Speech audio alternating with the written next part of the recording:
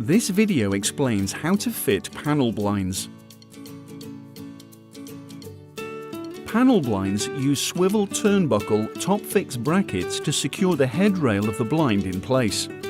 If required, you can adapt the bracket for face fixing by simply attaching the swivel section to the L-shaped extension bracket supplied using the screws provided. Ensure that there is at least 40 mm between the front of the headrail or 60 mm from the fixing hole, and any obstructions, such as a pelmet, to allow the bracket to swivel and secure the blind.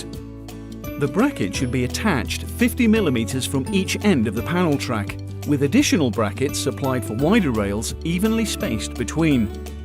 Once you've marked their position, you can affix them as mentioned. Ensure that they are well spaced and secured to the surface using the correct fixings.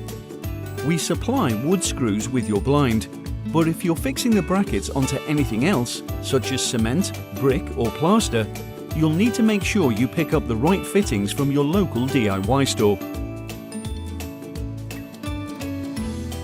Now attach the rail.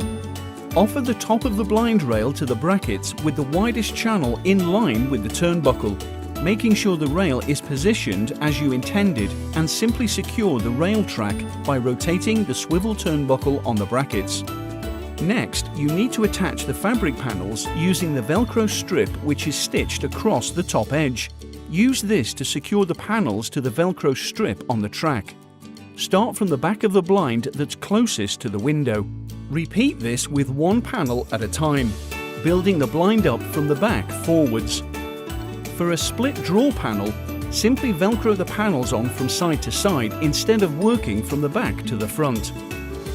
Finally, check that the panels line up properly across the bottom bar and adjust the velcro at the top if any panels need leveling. Now fit the child safety cleat for cord-operated blinds. It's easy when you do it the direct blinds way.